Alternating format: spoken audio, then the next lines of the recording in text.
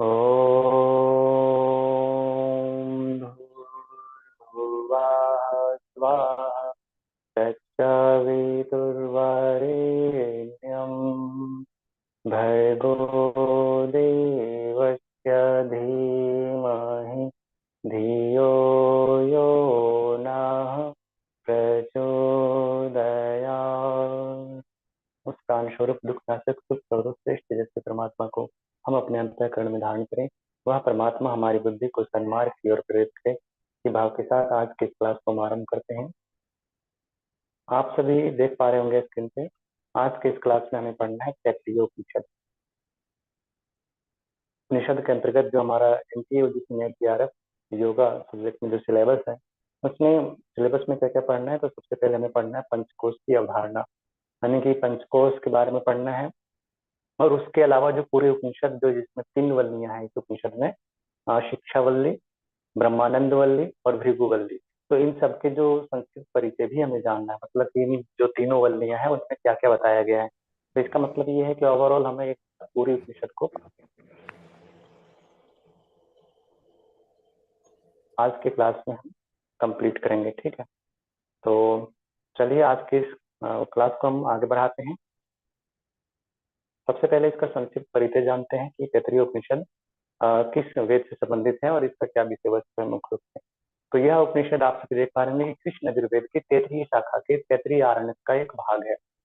कृष्ण यजुर्वेद के तैत्तिरीय शाखा तैत्तिरीय आरण्यक का एक भाग है, जिसमें इस आरण्यक में कुल टोटल चैप्टर हैं, लेकिन केवल 7वें 8वें और 9वें अध्यायों को भी उपनिषद की मान्यता मिली है। तो इसमें जो आरण्यक में जो टोटल 10 चैप्टर हैं, उनमें से केवल लास्ट के जो 7वें 8वें 9वें अध्याय हैं उसको तैत्तिरीय उपनिषद के नाम से जाना जाता है। तो इसमें 3 वल्लियां हैं। ये जो 3 चैप्टर है ना, ये तीनों चैप्टर को एक तरह से समझिए कि इस उपनिषद में 3 चैप्टर इंक्लूड किया गया, तो उनके 3 वल्ली के नाम से इसमें उपनिषद में कहा गया है। कौन कौन से? शिक्षावल्ली, ब्रह्मानंदवल्ली और भृगुवल्ली। तो शिक्षावल्ली, ब्रह्मानंदवल्ली और भृगुवल्ली के 3 इनके उपनिषद का है। जो ये जब तैत्तिरीय उपनिषद की बात करें, यानी कि जो कृष्ण यजुर्वेद की तैत्तिरीय शाखा से है, तो उसके 3 चैप्टर हुए और उनमें से मुख्य विषय वस्तु क्या है। तो प्रथम जो शिक्षावल्ली है, उसमें प्रारंभ में आधिलोक और अधिज्योतिष, अधिविद, अधिप्रज और अध्यात्म नामक 5 महासंहिताओं का वर्णन किया गया है और उनकी फलश्रुति भी दी गई कि ये जो 5 महासंहिताएं महान संहिताएं हैं, उनकी क्या क्या फल है। साधना के क्रम में ओंकार तथा भू भुव स्व एवं वह आदि व्यावृत्तियों का महत्व बताया गया है। ओंकार सहित जैसे गायत्री महामंत्र में भी है ना, ओंकार है, फिर भू भुव स्व है, और इसके अलावा यहाँ पे एक मह जो चतुर्थ व्यावृत्तियां हैं उसका भी महत्व बताया गया है। और अंत में अध्ययन एवं अध्यापन करने के लिए, जैसे जो गुरु होते हैं वो शिष्य को जब अध्यापन पढ़ाते हैं और शिष्य जो अध्ययन करते हैं, तो उनके लिए सदाचार परक मर्यादा का उल्लेख करके विचार के साथ साथ आचार की महत्ता का बोध बताया गया है कि आचार और विचार जैसे 2 शब्द प्रयुक्त होते हैं ना, तो उन दोनों का महत्व है और उन दोनों का इस समय होना आवश्यक है और उनके क्या नियम होने चाहिए, ये सारी चीजें इसमें पहले शिक्षावल्ली में हम देखेंगे। फिर है ब्रह्मानंदवल्ली, जो कि बहुत ही इंटरेस्टिंग है और इसमें बहुत सारी चीजें रोचक है ये उपनिषद, और काफी अच्छा लगेगा जब आप इसको पूरे अच्छे से समझते हुए पढ़ेंगे। तो इसमें कहा गया है कि हृदय गुहा में स्थित परमेश्वर को जानने का महत्व बताते हुए अन्नमय कोश, प्राणमय, मनोमय, विज्ञानमय एवं आनंदमय कोशों का विवेचन है। पंच कोशों का वर्णन इसमें हम ब्रह्मानंदवल्ली में देखते हैं। और आनंद की निवासा में लौकिक आनंद से लेकर के उसके उत्तर श्रेष्ठ स्वरूपों का वर्णन किया गया है कि जैसे मनुष्य क्या है, अपने जो इस जीवन में रहते हैं, शरीर में रहते हैं, तो मनुष्य जीवन के ही आनंद को सब कुछ समझता है। लेकिन इसमें ये बताया गया है कि ये लोक का आनंद तो है ही, लेकिन इसके अलावा जो इसके ऊपर जो अनेक तरह के जो आनंद है, जिसकी मनुष्य के आनंद के सैकड़ों गुना, हजारों, लाखों, करोड़ों गुना उन सबका लेवल है, तो उसके बारे में भी क्रमशः वर्णन करते हैं। साथ ही ब्रह्मानंद तक की समीक्षा की गई। अंतिम जो आनंद है, ब्रह्मानंद आनंद, उसकी महत्ता भी बताया गया है और इसीलिए इसका नाम भी क्या है, ब्रह्मानंदवल्ली। तो परमात्मा के आनंद स्वरूप को समझने वालों की स्थिति का भी वर्णन किया गया है कि जो व्यक्ति परमात्मा के आनंद में स्वरूप को समझता है उसकी क्या स्थिति होती है। और तीसरा जो अंतिम चैप्टर है, भृगुवल्ली। तो भृगुवल्ली में महर्षि भृगु की ब्रह्म परक जिज्ञासा का समाधान उनके पिता वरुण ने किया है।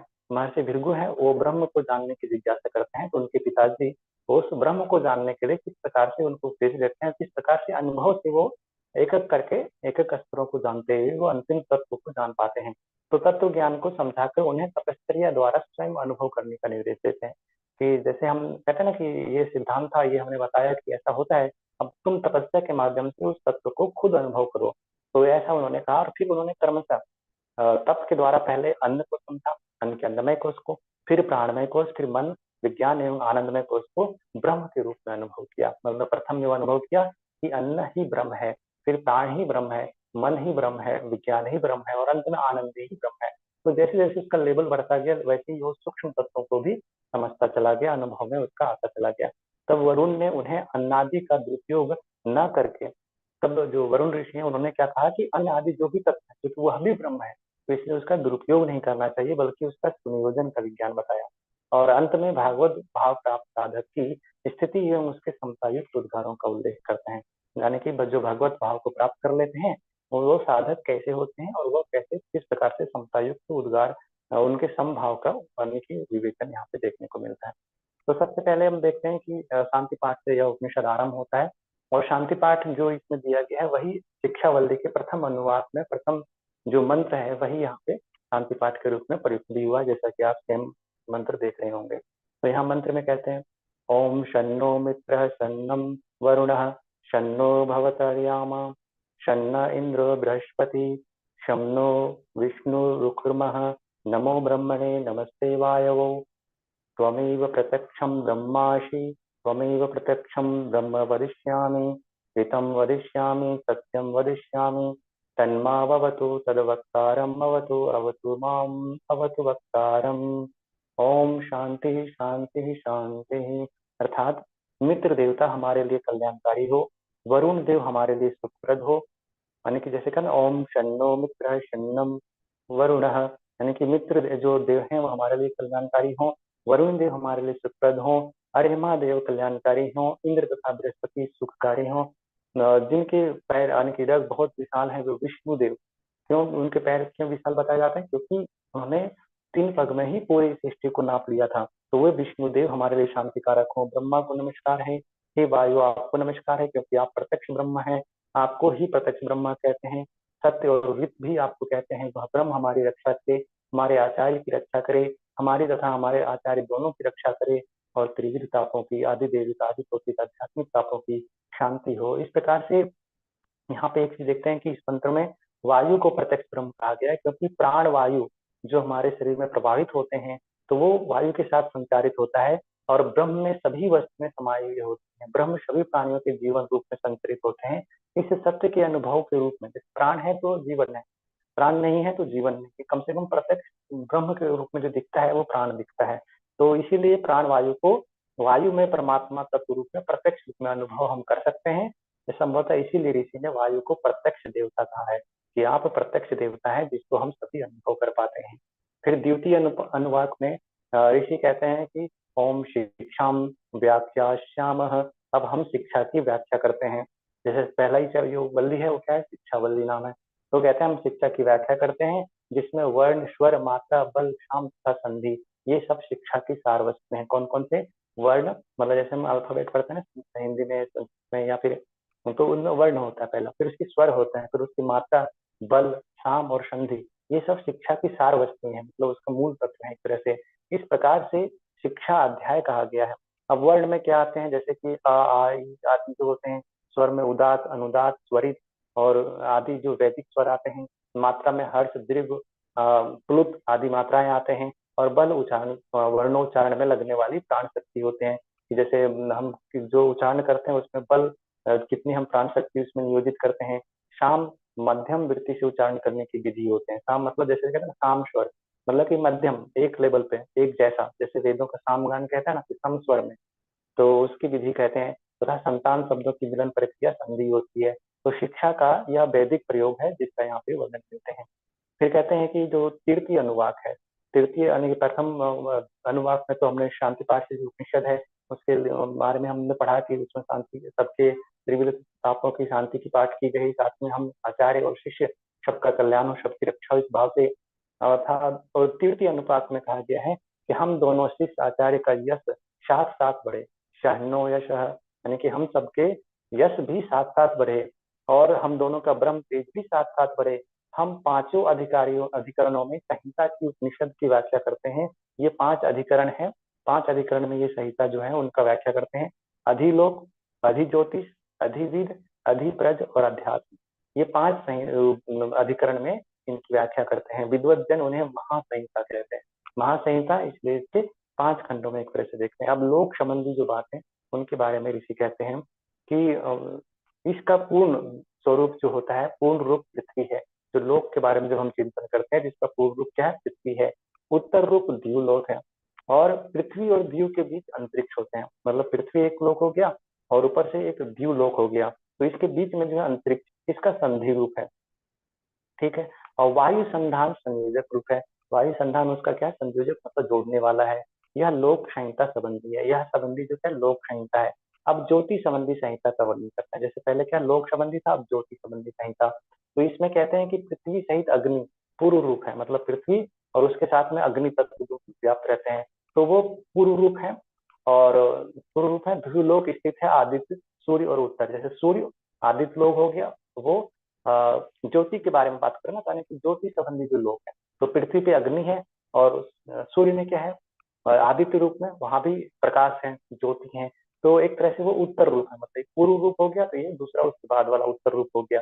जल इन दोनों का संधि है जो अंतरिक्ष में स्थित होता है। जल इन दोनों के क्या है, संधि है, जो अंतरिक्ष स्थित विद्युत विद्युत जैसे जब मेघ होता है ना, तो विद्युत वहां पे प्रकट होते हैं, तो इस स्थान का संयोजक है। यह ज्योति संबंधी, ये दूसरी जो संहिता कौन सी, ज्योतिष संबंधी। अब कहते हैं विद्या संबंधी संहिता का वर्णन करते हैं। तो विद्या संबंधी संहिता में गुरु इसका पूर्व रूप है। जो गुरु होता है वो पूर्व रूप होता है, ठीक है। और शिष्य उत्तर रूप है, मतलब शिष्य उसके बाद का होता है। मतलब शिष्य पूर्व मतलब पहले और उत्तर मतलब उसके बाद का। और विद्या उसका संधि रूप है। इन दोनों के युग्म किस वजह से हो रहा है, तो विद्या के आदान प्रदान की वजह से ये संधि रूप हो गया। और प्रवचन संधि में सहयोग। अब विद्या किसके माध्यम से पहुंचता है, तो प्रवचन के माध्यम से पहुंचता है। तो ठीक है। तो विद्या तो संधि का कारण है, लेकिन माध्यम क्या बनता है, प्रवचन मतलब बोलना, सुनाना, उपदेश करना, यह विद्या संबंधी संहिता है। तो मतलब यहाँ बता रहे हैं कि किस प्रकार से लोक एक प्रकार से संबंधित है, फिर ज्योति लोक संबंधित है किस प्रकार से, और ऐसे ही विद्या किस प्रकार से संबंधित है। विद्या तो उसमें गुरु पहला हो गया पूर्व, उत्तर हो गया शिष्य, और उन दोनों के बीच में जो संधि है, जो एक तरह से उसका स्वरूप है, वो विद्या है। और विद्या में संयोजक की जो भूमिका निभाता है वो प्रवचन है। यह विद्या संबंधी संहिता है। अब संतति अर्थात प्रजा संबंधी संहिता के बारे में बताते हैं। तो इसमें कहते हैं कि माता पूर्व रूप है, मतलब माता पहला एक तरह से आधार है, और फिर पिता उत्तर रूप है, ठीक है। और उसके बाद कहते हैं संतान संधि रूप है। संतान जो इसका है, इन दोनों के युग्म का मूल उद्देश्य है, या एक तरह से उसके संधि का परिणाम है। और प्रजनन जो कर्म है, किसकी वजह से संतान प्राप्ति होती, तो वो प्रजनन तो माध्यम है, ठीक है। तो यह नीति है, वह यह नीति जो है इस प्रकार की जो है प्रजा संबंधी संहिता है। प्रजा संबंधी विज्ञान एक तरह से यह ज्ञान है, संहिता है। फिर कहते हैं कि जब आत्मा शरीर संबंधी संहिता का वर्णन करते हैं, अब तो ये प्रजा संबंधी, अब आत्मा यानी शरीर संबंधी संहिता का वर्णन करते हैं। तो कहते हैं कि नीचे का जबड़ा पूर्व रूप है और ऊपर का जबड़ा उत्तर रूप है, और वाणी संधि है। मतलब नीचे का जबड़ा और ऊपर का जबड़ा मिलकर के क्या उद्देश्य पूर्ण कर रहा है, तो बोलने। तो वाणी उसका संधि रूप है। और इसमें मुख्य भूमिका कौन निभाता है, तो जिह्वा। जिह्वा के माध्यम से ही हम विभिन्न विभिन्न प्रकार के स्वर, ध्वनि आदि का उच्चारण कर पाते हैं। यह आत्मा संबंधी संहिता है। इस प्रकार से ये 5 संहिताएं कहेगी। कितने, 5। तो यहाँ पे हम पहले तो लोक संबंध यानी कि पृथ्वी स्वरूप जो संबंधी थे, उनसे लेकर के ज्योति संबंधी, फिर उसके बाद हमने देखा विद्या संबंधी, फिर देखे कि यहाँ पे इस प्रकार से प्रजा संबंधी, और अंत में इसमें आत्मा संबंधी का वर्णन देखे। फिर उसके बाद हमने ये पांचों की संहिताओं का यहाँ पे अध्ययन किया। जो पुरुष इन महासंहिताओं के सार तत्व को जान लेता है, अब जो इनका मुख्य तत्व जो है उसको समझ लेता है, इसका रहस्य को समझ लेता है, वह प्रजा, पशु, ब्रह्म, वर्चस्व, अन्नादि भोग्य पदार्थ और स्वर्ग आदि से संपन्न हो जाता है, ऐसा ऋषि कहते हैं। फिर कहते हैं कि जो सामान्य रूप से संहिता होते हैं, वर्णों के संयोजित समूह कहते हैं। मतलब संहिता का मतलब होता है समहिता, मतलब सब जो एक साथ मिलकर के एक समूह बनता है, वो संहिता होते हैं। तो यहाँ पर अलग अलग चीजों की संहिता बताया गया है। तो इसमें आचरण सूत्रों के संयोजित समूह को आचरण संहिता कहते हैं। मतलब जो आचरण के जो सूत्र हैं अलग अलग, तो उनका समूह को आचरण संहिता कहते हैं। इस प्रकार जब विराट इकाइयां जो है, लोक हैं, ज्योति हैं, आदि के संयोजित समूह का उल्लेख यहाँ पे संहिता के नाम से किया गया है। तो उन्हें हम महासंहिता कहते हैं। वर्षों की संधि के 4 भाग होते हैं। पूर्व अर्थात पहले वाला, पर अर्थात उत्तर यानी कि बाद वाला। संधि दोनों का मिला हुआ रूप होता है, संयुक्त रूप होता है, तथा संधान यानी कि संयोजक नियम होता है, जिसके माध्यम से वो संधान होते हैं। महासंधियों के वर्णन में भी ऋषि ने इन 4 भागों का यहाँ पे उल्लेख किया है। आगे जब देखते हैं कि जो वेदों में सर्वश्रेष्ठ है और सर्वरूप है, जिनका वेदों से विशेष रूप से प्रकाशित हुए हैं, वो इंद्रदेव परमेश्वर मुझे मेधा संपन्न बनाए, मतलब बुद्धिमान बनाए, मेधा से परिपूर्ण बनाए। हे देव, मैं अमृत स्वरूप परमात्मा को धारण करने वाला बनूं। मेरा शरीर स्फूर्ति युक्त हो, मेरी जिह्वा मधुर भाषणी हो, मेरे कान शुभ श्रवण करने वाले हो। आप मेधा से युक्त ब्रह्म की निधि के समान है। मेरे द्वारा सुनी गई वाणियां विस्मृत न हो, यानी कि वह हम भूले नहीं, वह हमारे मन में, हमारे चित्त में स्थिर रहे, ऐसे प्रार्थना करते हैं। फिर ऋषि कहते हैं कि जो भू भुव स्व, ये 3 व्यावृत्तियां हैं। 3 व्यावृत्तियां हैं, कौन कौन सी? भूर्भुव स्व, ये गायत्री महामंत्र के 3 व्यावृत्तियों के रूप में भी हम देखते हैं। उससे भिन्न एक चौथी व्यावृत्ति है मह। ठीक है, तो जिसमें सर्वप्रथम इस जो महावृत्ति व्यावृत्ति है मह, इसको सर्वप्रथम महाचमस के पुत्र ने जाना। ऋषि महाचमस के पुत्र ने इसको सबसे पहले जाना। वह मह ही ब्रह्म है। जो चौथा जो व्यावृत्ति है वो ब्रह्म का निरूपक है, और वही ब्रह्म की आत्मा है, यानी कि ब्रह्म की आत्मा वही मह जो व्यावृत्ति है उसको माना जाता है। अन्य देवता जो है उसके अंग कहे गए हैं। भू, यह व्यावृत्ति पृथ्वी लोक से संबंधित है। भुवा यह अंतरिक्ष लोक है। स्व जो है वो स्वर्ग लोक का निरूपण समझ सकते हैं। इसको टेबल के रूप में भी आप देख सकेंगे, जो आपको रिवाइज करने में मदद करेगा। महा जो है, जिसको ब्रह्म भी कहा गया है या ब्रह्म की आत्मा कहा गया है, वह आदित्य है। मतलब पहले तो भूलोक, भू, भुवा स्वर्ग लोक यानी कि अंतरिक्ष लोक, और स्व स्वर्ग लोक, और महा जो है आदित्य लोक। तो आदित्य से ही संपूर्ण लोकों, मतलब जो कि भू भुव स्व और महा, महाब्रह्म, महा ही ब्रह्म कहा गया है। तो जो आदित्य है, इसी से संपूर्ण लोक को महिमा प्राप्त होता है, मतलब ये श्रेष्ठ है, उच्चतर है। तो इसी से अन्य जो लोक हैं उनको भी महिमा, उनकी गरिमा एक तरह से बनती है। फिर ऋषि कहते हैं कि चंद्रमा से समस्त ज्योतियां महिमा को प्राप्त होते हैं। इससे पहले वो कहते हैं कि जो अन्य जो ये तीनों चारों व्यावृत्तियां हैं, उनके किन किन तत्वों से संबंध होता है। तो कहते हैं कि भू व्यावृत्ति जो है वो अग्नि तत्व से संबंधित है, अग्नि है। भू व्यावृत्ति जो है अग्नि है। तो भुआ क्या है? वायु है। और स्व कौन सा है? वो आदित्य है। और मह, मह चंद्रमा कहा गया है, क्योंकि इसी से संपूर्ण ज्योतियां महिमा को प्राप्त होती है। जितने भी ज्योति हैं, चंद्रमा की ज्योति से ही वो महिमावान बनते हैं। फिर कहते हैं कि ब्रह्म ही समस्त वेद, जैसे कहते हैं कि जो वेद है वो कौन कौन से तत्वों से, कौन कौन से व्यावृत्ति से संबंधित है। तो उसमें कहते हैं भू जो है वह ऋग वेद है, भुव है वह साम वेद है, ऋग साम, और स्व जो है वो अजुर्वेद है। तो इसलिए यहाँ पे देखते हैं भू जो है वो ऋग्वेद है, और भुव है सामवेद, स्व है अजुर्वेद, और महा है ब्रह्म। इसको पहले ही कह दिया कि महा जो है ब्रह्म है। इसी से समस्त वेदों को महत्ता प्राप्त होती है, क्योंकि जो वेद का विषय है कौन सा है? ब्रह्म ही तो है। तो इसलिए इसके माध्यम से ही उसे सारे वेदों को महत्ता प्राप्त होती है। अब कहें कि सारे तत्व हैं, आदित्य, वायु, अग्नि आदि, तो उसको ज्योतियों ज्योतियों को महत्ता किससे प्राप्त होती थी? चंद्रमा से। जो सभी लोक है उसको महत्ता किससे प्राप्त होती है? तो आदित्य। इसी से संपूर्ण लोकों को महिमा प्राप्त होते हैं। तो यहाँ पे ये ऋषि का उद्देश्य था। फिर कहते हैं कि इस हृदय हृदय आकाश, हृदय आकाश भाग में वह मनोमय अमृत स्वरूप प्रकाश परम पुरुष प्रतिष्ठित होता है। वो मनोमय अमृत स्वरूप परम पुरुष प्रतिष्ठित होता है। दोनों तालुओं के मध्य में जो यह स्तन के समान लटक रहा है, उसके ऊपर जहाँ केशों का मूल भाग है, शीर्ष कपाल को भेद कर सुषुम्ना नाड़ी जाती है, मतलब सुषुम्ना का स्थान बताया गया है। सहस्त्रार या ब्रह्म इंद्र योनि है। निर्वाण काल में साधक भू स्वरूप अग्नि में प्रतिष्ठित होता है, भुआ स्वरूप वायु में प्रतिष्ठित होता है, स्व स्वरूप आदित्य में प्रतिष्ठित होता है। तो भू को पहले अग्नि कहा ही है, भुआ को वायु, और स्व को आदित्य, तथा महास्वरूप ब्रह्म में अधिष्ठित हो जाता है। जब निर्वाण काल होता है तो इसी प्रकार से क्रमशः वो अपने अपने तत्वों से होते हुए ब्रह्म को प्राप्त होता है। ब्रह्म वेता साधक अपने राज्य में अधिष्ठित होता है। वह संपूर्ण मन का स्वामी, वाणी, नेत्रों, कर्णों और विज्ञान का स्वामी हो जाता है। पूर्वोक्त साधन का फल यह मिलता है कि ब्रह्म आकाश के सदृश विशाल है। वह सत्य रूप आत्म तत्व है। वह प्राणों को विश्राम देने वाला है, मन को आनंद देने वाला है, शांत और अमृत स्वरूप है। वही सर्वथा पुरातन पुरुष उपासना के योग्य है। कौन उपासना के योग्य है? वह परम तत्व ब्रह्म ही उपासना का योग्य है, क्योंकि वही सबको आश्रय देने वाला है, मन को आनंद देने वाला है, शांत और अमृत स्वरूप है। तो इंद्र सब जो शासक है वो संगठक का प्रतीक है। जैसे मनुष्य शरीर में स्थित जो देवला स्वरूप प्राण धाराओं के नियंत्रण करने में समर्थ है। जो हमारे प्राण है वो सारे प्राणों को नियंत्रित करने में समर्थ होते हैं, जिसमें सहस्त्रार एवं ब्रह्मरंध्र में संदेह होने से उसे इंद्र योनि कहा गया है। कि जो सारे प्राण आदि हैं उनका मुख्य उद्देश्य क्या है? शरीर को प्राण से परिपूरित रखना। और हमारे जो मुख्य प्राण जब हम ब्रह्म से एक रूप होने के लिए प्रगति करते हैं तो सुषुम्ना के माध्यम से सहस्त्रार एवं ब्रह्मरंध्र से सन्निहित होते हैं, इसलिए इन्हें इंद्र योनि कहा गया। इंद्र योनि मतलब कि इंद्र को जैसे देवताओं में पृथक के रूप में माना जाता है। तो यहाँ पे फिर कहते हैं इस अनुवाद में ऋषि ने 5 तत्वों की विभिन्न पंक्तियों और श्रृंखलाओं का उल्लेख किया है और उन्हें एक दूसरे का पूरक कहा है। फिर आगे कहते हैं कि जैसे पृथ्वी, अंतरिक्ष, ध्रुवलोक, दिशाएं, अवान्तर दिशाएं, दिशाओं के बीच के कोण जिसको कहते हैं, जैसे 4 दिशाएं होती हैं तो इसके बीच में जो कोण होते हैं इसको, तो मतलब कि पृथ्वी, अंतरिक्ष, जीवलोक और दिशाएं, दिशाएं तो हो ही गया ये 4। उसके अलावा जो उनके बीच में अवान्तर दिशाएं की कोण जो होते हैं, यह लोकों की पंक्ति। अग्नि, वायु, आदित्य, चंद्रमा तथा समस्त नक्षत्र यह ज्योति श्रृंखलाओं में है। ठीक है।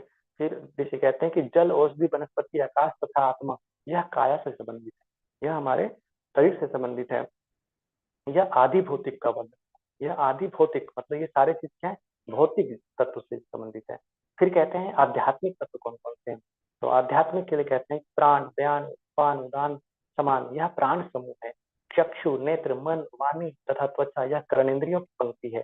चर्म, मांस, नाड़ी, हड्डी, मज्जा यह शरीर के धातु समूह में है।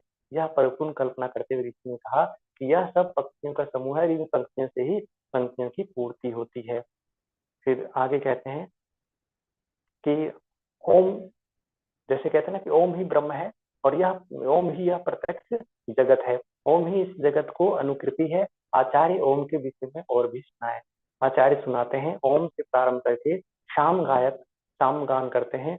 ओम ओम कहते हुए ही शस्त्र रूप मंत्र पढ़े जाते हैं। ओम से ही जो अधर्वयु होते हैं, अथर्ववेद के जो उद्गाता होते हैं, वो प्रतिगर मंत्रों का उच्चारण करते हैं।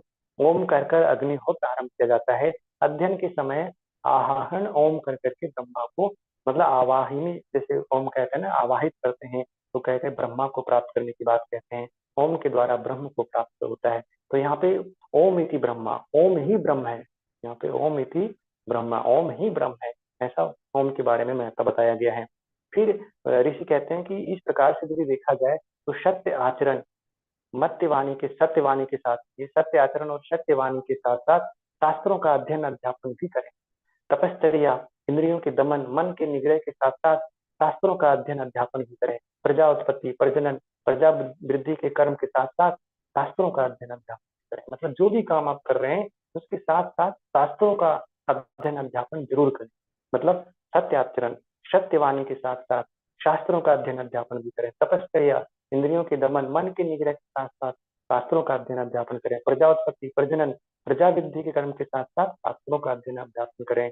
और रथी तर के पुत्र सत्यवाचा ऋषि कहते हैं, जो रथी रथ हैं उनके पुत्र सत्यवाचा ऋषि कहते हैं सत्य ही इनमें श्रेष्ठ है। जो इन सब का जो मूल तत्व है इन सभी में से वो सत्य है और वो सर्वश्रेष्ठ है।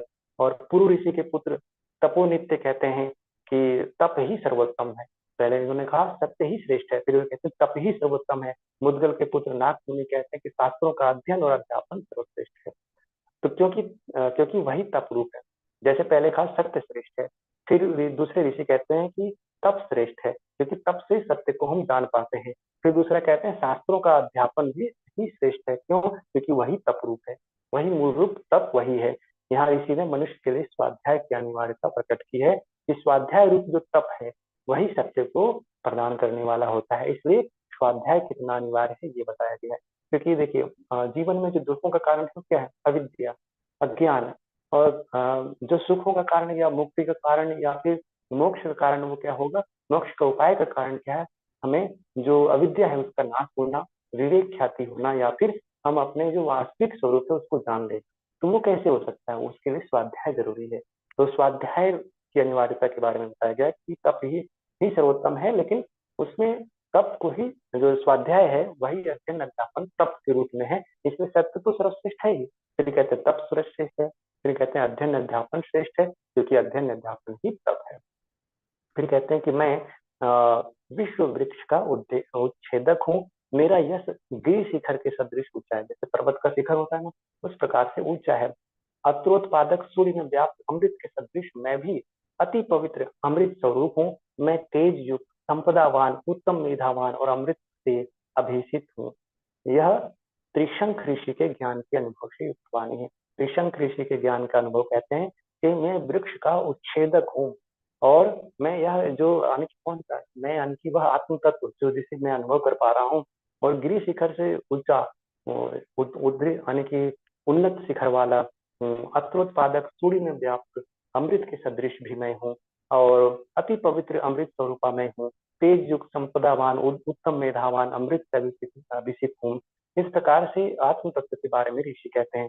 फिर कहते हैं कि वेद अध्यापन के बाद आचार्य आश्रम के विद्यार्थियों को शिक्षण देते हैं, मतलब वेद पढ़ाने के बाद शिक्षण देते हैं, व्याकरण संबंधी आदि जो भी तत्व हैं उन सभी के बारे में बताते हैं।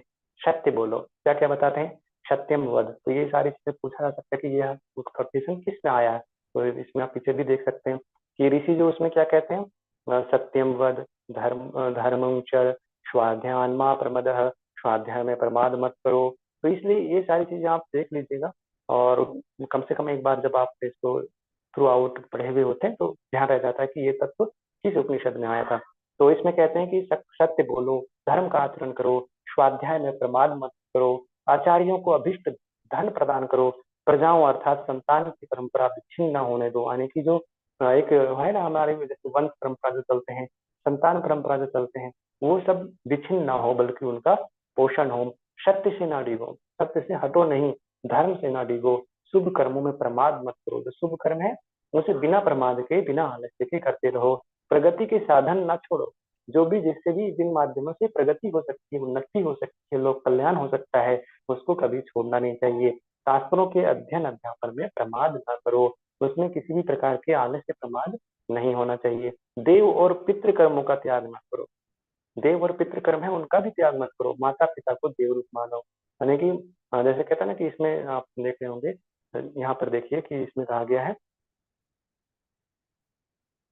आचार्यो देव भव, यानी कि सबसे पहले मातृदेवो भव, पितृदेवो भव, आचार्यो देवो भव, अतिथि देवो भव। तो ये सारे जो कोटेशन है जिसमें हम ये सब बहुत प्रसिद्ध भी है, आप सभी जानते होंगे, और यह इसी उपनिषद से, तैतरीय उपनिषद से लिया गया, जो शिक्षा बल में। तो ये हम मतलब गुरु हैं वो शिष्य को वेदादि अध्ययन के साथ में इन सभी चीजों का भी शिक्षा देते हैं कि हमारे मातृ पितृ जो है उन वो देव के समान है, तो देव और पितृ कर्मों का त्याग न करो। माता पिता को देव रूप मान, उनका सम्मान करो, और जो वो कहते हैं इसलिए वो देवताओं के समान आदरणीय है। और आचार्य को देवता समझो, जैसे देवता के प्रति सम्मान और आदर होते हैं, वैसे जहाँ से हम ज्ञान प्राप्त करें वह आचार्य भी हमारे लिए देव के समान है। और अतिथि भी देव रूप मानो, क्योंकि जो अतिथि हैं वो भी उस रूप में देव भी हो सकते हैं, या वो देव रूप ही होते हैं, ऐसा मानो। जो दोष रहित कर्म वर्णित है उन्हीं का आचरण करो, अन्य का नहीं।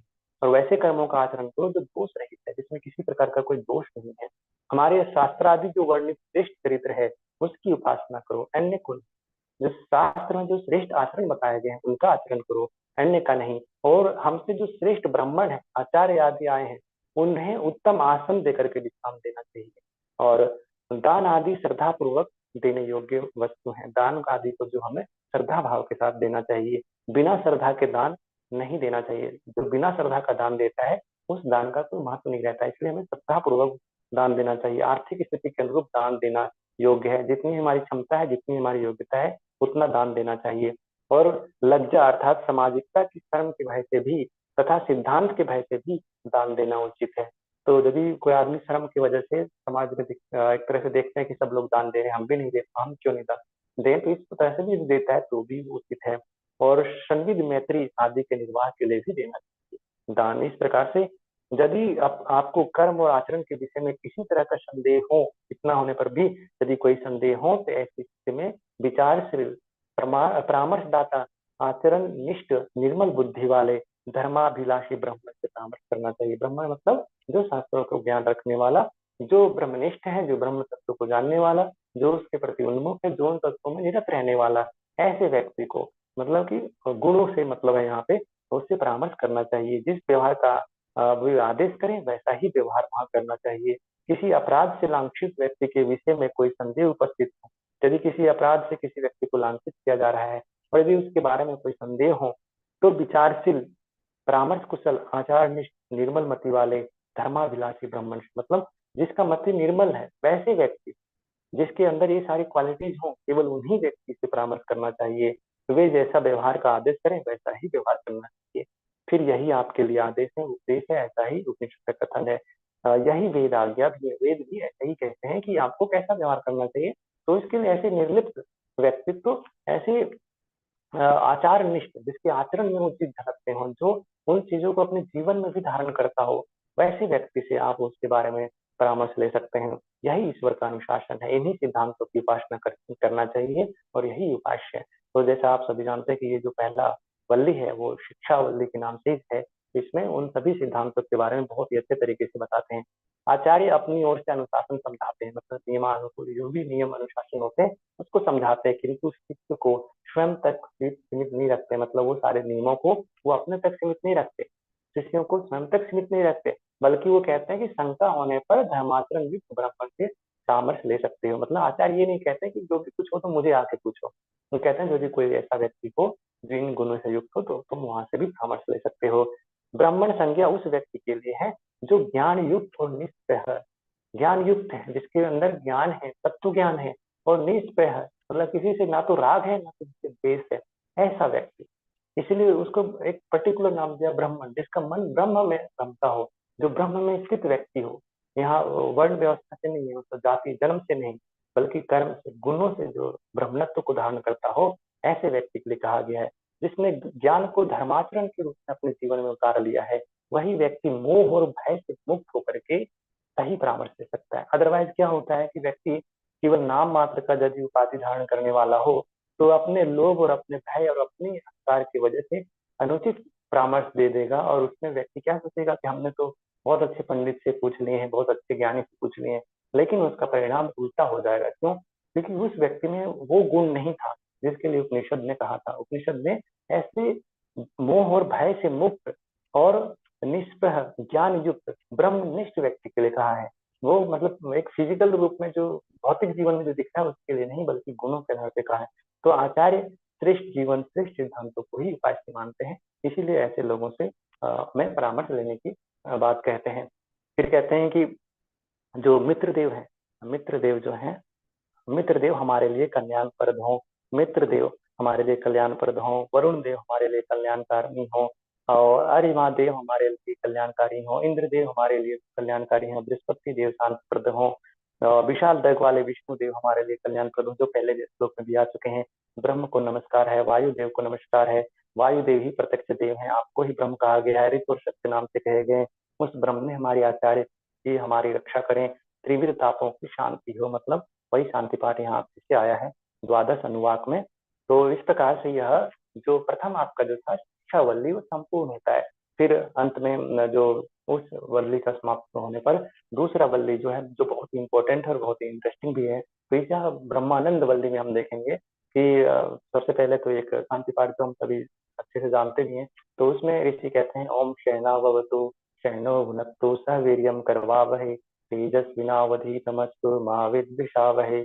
ओम शांति शांति शांति। वह परमात्मा हम दोनों अर्थात आचार्य और शिष्य की साथ साथ रक्षा करे, हम दोनों का साथ साथ पोषण करे, हम दोनों साथ साथ पराक्रम करें, हमारा अध्ययन अर्थात ज्ञान युक्त जो ज्ञान है वो तेज युक्त हो, हम परस्पर द्वेष भाव से दूर रहें और त्रिविध तापों की शांति हो। प्रथम अनुवाद में जो यह ब्रह्मानंद वल्ली है उसके प्रथम अनुवाद में ऋषि कहते हैं कि श्रुति में कहा गया है कि ब्रह्मवेता साधक प्रब्रह्म को प्राप्त कर लेता है। वैसे साधक जो ब्रह्म को जानने वाला होता है वो प्रब्रह्म को ही प्राप्त कर लेता है। वह ब्रह्म सत्य ज्ञान स्वरूप और अनंत है।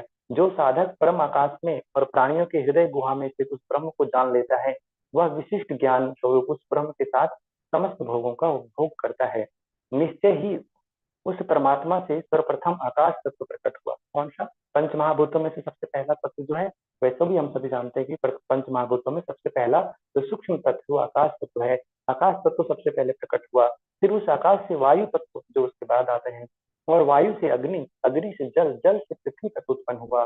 तो इस प्रकार से देखते हैं कि वही क्रम यहाँ पे फॉलो करता है। फिर कहते हैं पृथ्वी से औषधियां, मतलब पृथ्वी से औषधि उत्पन्न हुए, औषधियों से अन्न, अन्न से पुरुष वृद्धि को प्राप्त करता है, अन्न से शरीर का पोषण होता है, पुरुष वृद्धि को प्राप्त होता है। अन्न के रस स्वरूप में है, अन्न क्या है, रस स्वरूप में है। उसका यह मनुष्य रूपी जो पक्षी का सिर है, जो अन्न है, अन्न का जो रस स्वरूप है, यदि मनुष्य को एक प्रकार से पक्षी के रूप में कल्पना किया जाए तो उसका जो सिर है, उसका जो सिर है वो क्या है, वो अन्न का रस ही है। उसका एक बाहु मतलब एक बाह जो उसका है वो दाहिना पंख है और दूसरा बायां पंख है। और आत्मा उसका शरीर का मध्य भाग होता है। पैर ही पूछ और प्रतिष्ठा है, इस विषय में यह श्लोक कहा गया है। पैर ही पूछ और प्रतिष्ठा है। ठीक है। फिर द्वितीय श्लोक में कहते हैं कि इसमें ईश्वर के पंच महाभूतों की उत्पत्ति मनुष्य की काया में संध्या 5 कोशों का वर्णन किया गया है। ब्रह्मानंद वल्ली में हमें 5 कोशों का वर्णन मिलता है। और मनुष्य की काया में समाहित उन सभी कोशों का आकार मनुष्य की स्थूल काया के शरीर के भांति होता है। मतलब वो 5 कोश हमारे शरीर की संरचना की भांति होता है। मनुष्य को पक्षी मानकर उसके सिर, पंख, मध्य भाग एवं पुच्छ की यानी कि जो पूंछ है उससे उसकी कंपैरिजन की है, संगति बिठाते हुए 5 कोशों का वर्णन किया गया है। और यहाँ पे जो 5 कोश है उसमें ऋषि कहते हैं वे सभी प्राणी अन्न से उत्पन्न होते हैं। पहला कोश अन्नमय कोश, तो उसमें कहते हैं सभी प्राणी कहाँ से उत्पन्न होते हैं। जैसे पहले क्या कहे कि ब्रह्म सत्ता से आकाश तत्व उत्पन्न हुआ, आकाश से वायु, वायु से अग्नि, अग्नि से जल, जल से पृथ्वी और पृथ्वी से औषधियां उत्पन्न होती है, औषधियों से अन्न प्राप्त होता है, अन्न से पुरुष वृद्धि को प्राप्त होता है। तो इसलिए कहते हैं कि वे सभी प्राणी अन्न से उत्पन्न होते हैं जो पृथ्वी के आश्रय में स्थित होते हैं। अन्न किसके आश्रय में रहता है, तो पृथ्वी के आश्रय में स्थित होते हैं।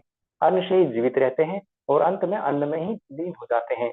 अन्न ही सभी तत्वों से सर्वश्रेष्ठ है, इसलिए सर्व औषधि रूप कहा गया है। अन्न क्या सर्व औषधि रूप कहा गया है। अन्न रूपी ब्रह्म की उपासना करते हैं वे पुरुष संपूर्ण अन्न को प्राप्त कर लेते हैं। मतलब ब्रह्म जो है वो अन्न रूप में भी प्रत्यक्ष रूप से हमें दिखता है, क्योंकि यदि अन्न हमें ना मिले तो हमारा शरीर का पोषण नहीं हो सकता और शरीर नष्ट हो सकता है। तो अन्न ही सभी तत्वों में श्रेष्ठ है, इसलिए सर्व औषधि रूप कहा गया है। अन्न से ही समस्त प्राणी उत्पन्न होते हैं, प्राणियों की वृद्धि अन्न से होती है, प्राणियों द्वारा अन्न ग्रहण किए जाते हैं और प्राणियों द्वारा अन्न खाया जाता है, अन्न भी प्राणियों को खाता है, इसलिए वह अन्न अद्यति व अतिवा च अन्नम कहा गया है। यह उस अन्न रस युक्त देह से भिन्न, यह देह से भिन्न इस देह के अंदर प्राण रूप आत्मा पूर्ण रूप से व्याप्त होता है। जो हमारा अन्न से बना हुआ शरीर है उससे अलग हमारा प्राण रूप आत्मा होता है जो संपूर्ण रूप में शरीर में व्याप्त होता है। यह प्राण रूप आत्मा निश्चय ही पुरुष के आकार का है, मतलब वह जो आत्मा होता है उस पुरुष के आकार का ही होता है। पुरुष को आकृति में व्याप्त होने से यह पुरुष के ही आकार का होता है। उस प्राणगत देह का प्राण ही ये है। यदि प्राणगत देह यदि हम देखें पक्षी के रूप में ही, तो उसका जो प्राणगत देह है वह प्राण यानी कि प्राण तत्व उसका सिर है। और बयान मतलब कि जो दूसरा प्राण है उसका दाहिना पंख है, अपान उसका बायां पंख है, आकाश उस देह का मध्य भाग है। ये आकाश, इस तरह से एक डायग्राम आप नोट्स में बना सकते हैं। आकाश उसका मध्य भाग है, पृथ्वी उसका पुच्छ एवं आधार भाग, पैर और पूछ उसका क्या है, पृथ्वी। ठीक है, तो ये यहाँ पे इसको ध्यान रख सकते हैं। फिर कहते हैं जो देवगण, मनुष्य और पशु आदि प्राणी हैं वे प्राण के आश्रय से ही चेष्टा करते हैं। जो भी मनुष्य पशु आदि जो होते हैं, दूसरा जो कोष आता है प्राण में कोष, अन्न में कोष हमने समझ लिए। तो कहते हैं कि जो मनुष्य पशु पक्षी आदि जो प्राणी है वो प्राण के आश्रय से चेष्टा करते हैं। प्राण ना हो तो वो कुछ नहीं कर सकते, हिल डुल भी नहीं सकते, क्योंकि प्राण ही समस्त प्राणियों की आयु है। आयु मतलब जब तक प्राण है तभी तक का जीवन है। अतः यह सभी प्राणियों का जीवन है। जो प्राण रूप ब्रह्म की उपासना करते हैं वो पुरुष दीर्घ आयु को प्राप्त करते हैं। जो अन्न की उपासना करते हैं वो समस्त अन्न को प्राप्त करते हैं। जो पुरुष प्राण की उपासना करते हैं वो दीर्घ आयु को प्राप्त करते हैं। निश्चय ही प्राण संपूर्ण प्राणियों का जीवन है, इसी से यह सभी प्राणियों को आयु कहा गया है। इस पूर्वोक्त अन्नमय शरीर की अंतरात्मा है।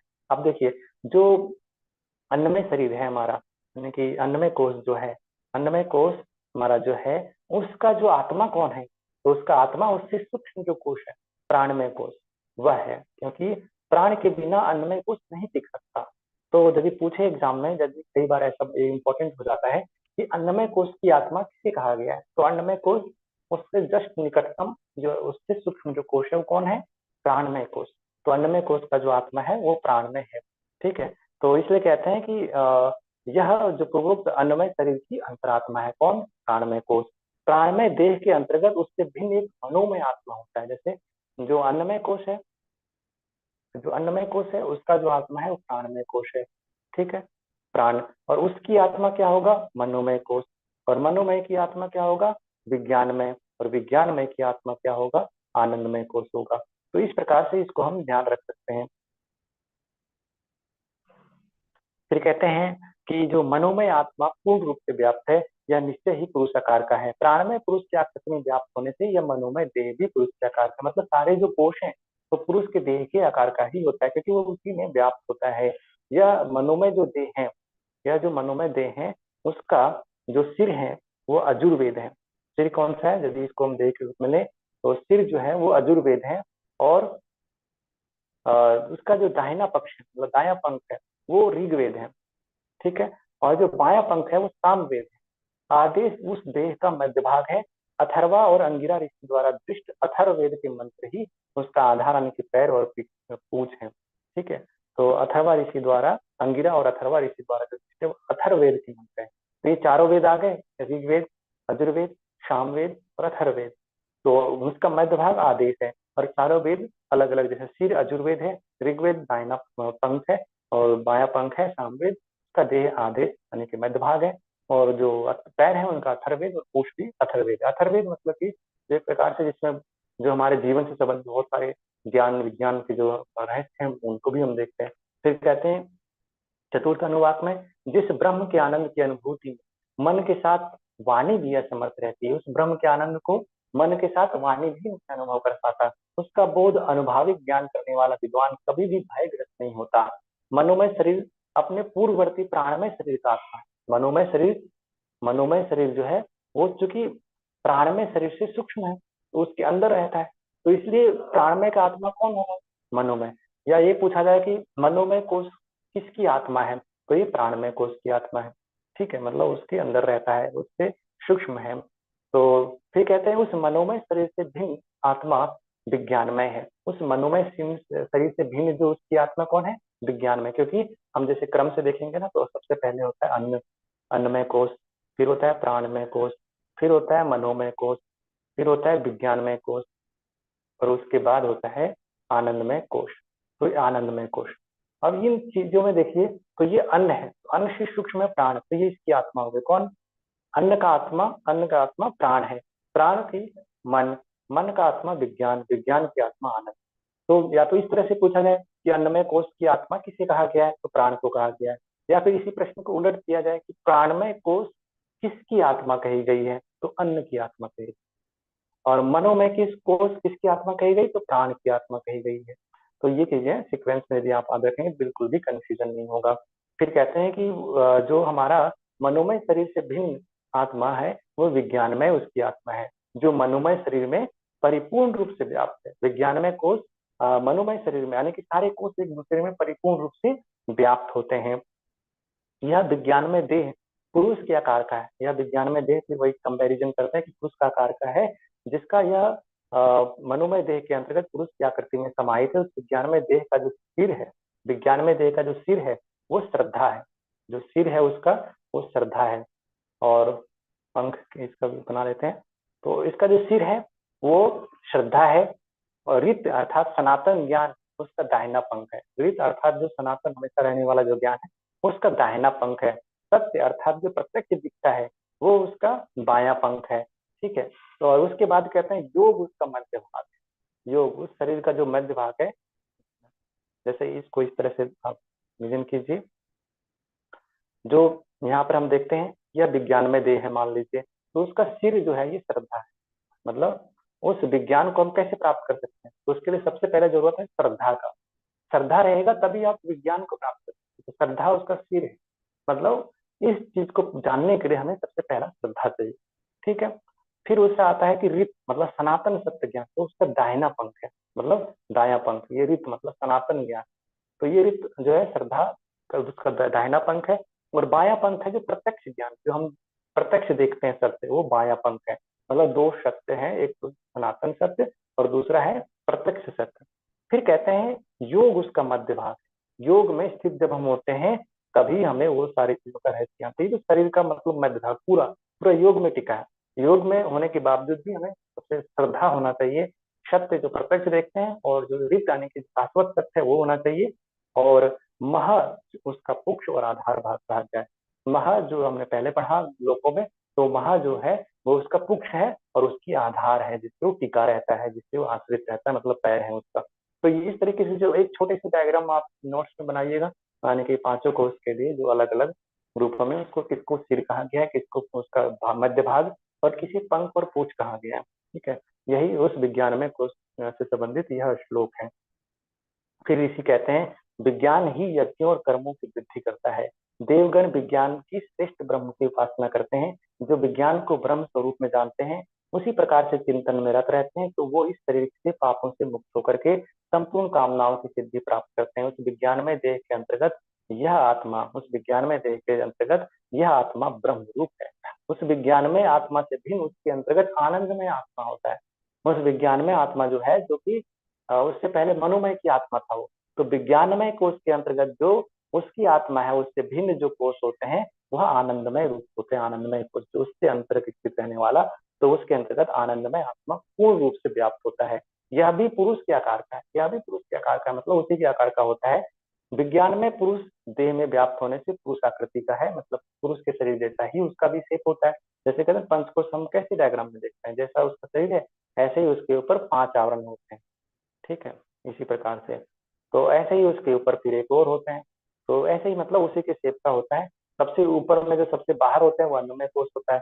फिर प्राणमय कोष, तो अन्नमय कोष का आत्मा कौन होगा, प्राणमय कोष का आत्मा कौन होगा, मनोमय कोष, मनोमय कोष का आत्मा कौन होगा, विज्ञानमय कोष का आत्मा आनंदमय, जो कि सबसे अंदर में रहता है। तो इस तरीके से एक डायग्राम बनाइएगा और उससे ये सारी चीजें आपको आप देखते जाएगा, और 5 पंक्ति के रूप में तो जो है उसको डिनोट करते जाएंगे। ठीक है, फिर कहते हैं कि यह पुरुष भी उसी शरीर के आकार का होता है।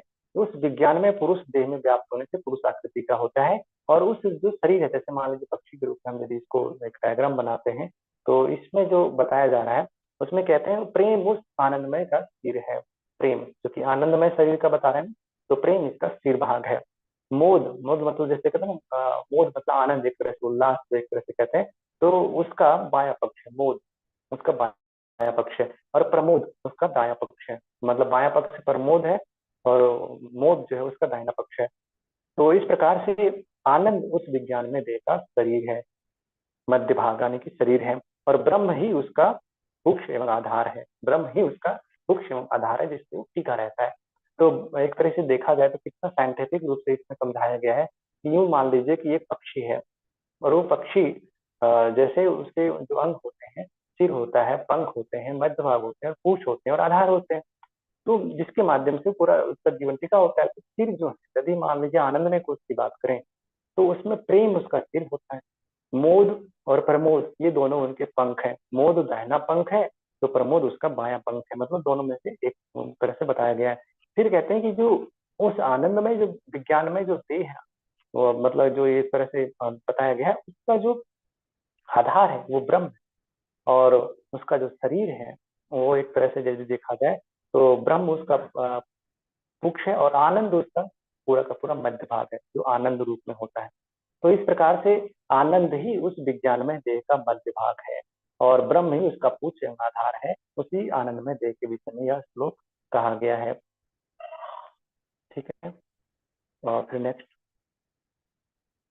षष्ठम अनुवाक में ऋषि कहते हैं कि जो ब्रह्म के अस्तित्व को सत्य नहीं मानता वह असत्य ही हो जाता है, परंतु जो ब्रह्म के सत्य को स्वीकार करता है उसे विद्वत जन संत समझते हैं। जो विज्ञान में शरीर का आत्मा है वही आनंद में शरीर का भी है। अर्थात अब यह अनुप्रश्न आरंभ होते हैं कि अज्ञानी मनुष्य मरने के बाद परलोक गमन करता है या नहीं, अथवा ज्ञानी पुरुष मरने के बाद परलोक गमन करता है या नहीं। उस परमात्मा ने अनेक रूपों में प्रकट होने की कामना की। जब उन्होंने तप किया कि कहा कि मैं एक हूँ, एक को हम बहुश्यामी में एक हूँ, अनेक हो जाऊं, तब उसने तप किया। तप करने के बाद उसने संपूर्ण जगत की रचना की। जगत की उत्पत्ति के बाद उसी में प्रविष्ट हो गया, मतलब उसी जगत के निर्माण में उसी में अपने आप को संयुक्त कर लिया। प्रविष्ट होने पर वह साकार और निराकार परमात्मा इस प्रकार से साकार मतलब रूपों में व्याप्त हो गया, और निराकार जो कि पहले से ऑलरेडी है ही। तो वह वर्ण यानी कि वर्णन करने जो अवर्ण मतलब जो इसकी वर्णन नहीं किया जा सकता, ये हो गया आश्रय रूप और निराश्रय। आश्रय मतलब जो शरीर में है, और निराश्रय जो बिना शरीर के हैं, सब जगह व्याप्त है। चैतन्य एवं जड़ हो गया। चैतन्य मतलब कि जो सर्वव्यापी चैतन्य होता है, जड़ मतलब शरीर में स्थित जो शरीर के रूप में हलचल करता हुआ सत्य स्वरूप परमात्मा ही सत्य एवं मिथ्या रूप भी हो गया। विद्वत जन कहते हैं कि जो कुछ भी अनुभव में आता है वह सत्य ही है। इसी विषय में यह श्लोक कहा गया है। यह श्लोक इसी विषय के बारे में बताता है।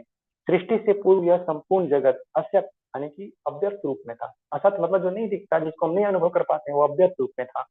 उससे ही यह दृश्यमान जगत उत्पन्न हुआ। सब जगह एक अव्यक्त तत्व था जो सृष्टि से उत्पत्ति से पूर्व था, और उसी से यह दृश्यमान जगत जो दिखने वाला भी, जो सौर मंडल, ग्रह, नक्षत्र, तारे आदि जो है सब देखने को मिलता है, वह सब उत्पन्न हुआ।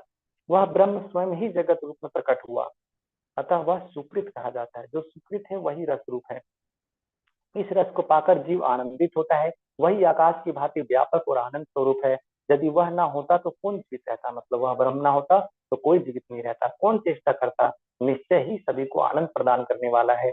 जब कोई जीवात्मा उस अदृश्य शरीर रहित अवर्ण्य निराश्रय परमात्मा में निर्भय होकर के स्थित हो जाता है, तब वह अभय पद को प्राप्त करता है। तब वह जीवात्मा परमात्मा से विमुक्त रहता है, तब वह भय युक्त हो जाता है।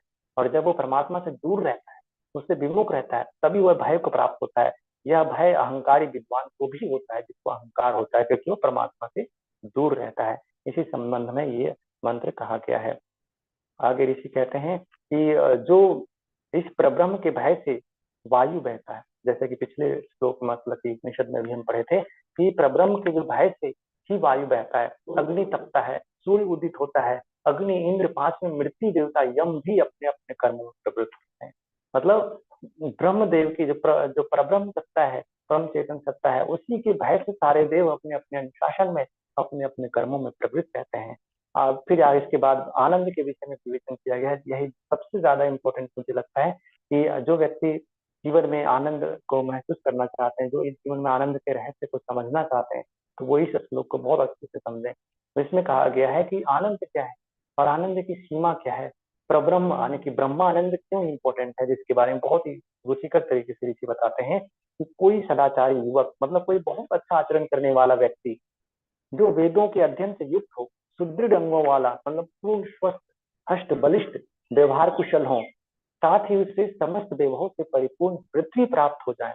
मतलब इतने सारे गुणों से युक्त हो, सारी प्रकार की योग्यताओं से, गुणों से, क्षमताओं से युक्त हो, और पूरी सृष्टि उसे प्राप्त हो गई है शासन करने के लिए।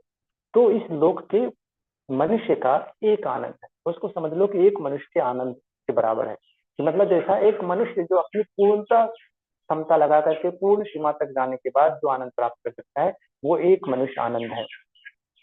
फिर इसे कहते हैं कि इसी प्रकार से जो मनुष्य लोक के एक आनंद है, जो मनुष्य लोक का जो एक आनंद, जिसमें पूरी सृष्टि का सम्राट वो बन जाए, संपूर्ण क्षमताओं से, गुणों से, ज्ञानों से, व्यवहार से, सब चीज से युक्त था, वो मनुष्य आनंद जो एक बताया गया है, वैसे मनुष्य लोकों के 100 आनंद जो है, उन सबको मिलाने के बाद मानव गंधर्व के एक आनंद के बराबर बनता है।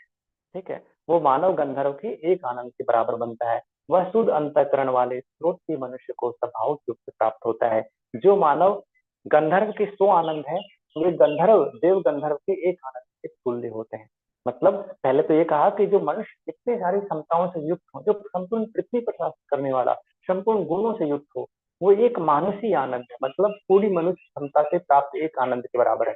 और उन सारे आनंद को यदि 100 मनुष्यों के बराबर कर दिया जाए, मतलब 100 गुना, उन एक मानुषी आनंद के 100 गुने आनंद के बराबर एक मानव गंधर्व का आनंद, मतलब इतना बड़ा आनंद होता है एक मानवीय गंधर्व का। और उस मानवीय गंधर्व का जो आनंद है उसे प्राप्त होता है 100 गुने मानवीय गंधर्व के आनंद के बराबर। यदि वह शुद्ध अंतःकरण वाले हों तो उसे स्वाभाविक रूप से प्राप्त होते हैं। फिर कहते हैं कि जो गंधर्व के भी जो 100 गुने आनंद होते हैं, एक गंधर्व के जो आनंद है उसके 100 गुने आनंद, उसे देव गंधर्व का एक आनंद कहा गया है। देव गंधर्व के एक आनंद के बराबर बताया गया है। वह कामना रहित मनुष्य, जिसको कोई कामना नहीं, जिसे कुछ नहीं चाहिए, निष्काम भाव से है, वह श्रोत्री मनुष्य को स्वाभाविक रूप से प्राप्त होता है। फिर कहते हैं कि देव गंधर्व के भी जो 100 आनंद है, मतलब उसके 100 गुने आनंद, जितना आनंद, अब सोचिए मनुष्य की तो बात ही छूट गई थी, देव गंधर्वों के भी 100 गुने जो आनंद है, वह पितृलोक को प्राप्त हुए पितरों के एक आनंद के बराबर है। और वह कामनाओं से विरक्त श्रोत्रीय मनुष्य को सहज ही प्राप्त होता है। जो कामना से विरक्त जो मनुष्य हैं, उनको सहज ही ये आनंद प्राप्त हो जाता है। जो पितृगण अस्थायी रूप से पितृलोक को प्राप्त हुए हैं, उनके भी 100 आनंद, यानी कि जो उनके 100 गुने जो आनंद यदि देखा जाए, तो जो अजानज संज्ञक देवों के एक आनंद के बराबर होता है। मतलब जो यानी कि पितृलोक को जो प्राप्त, पितरों को जो एक आनंद जो बन रहा था, गंधर्वों के 100 आनंद गुने आनंद के बराबर जो था, उसके भी यदि 100 गुने कर दिए जाएं तो अजानज संज्ञक जो देव है उसके एक आनंद के बराबर होगा। और वही कामनाओं से विरक्त सोचती मनुष्य को सहज प्राप्त हो जाता है। मतलब जो कामनाओं से जो विरक्त मनुष्य है उसको ये आनंद भी सहज प्राप्त हो जाता है।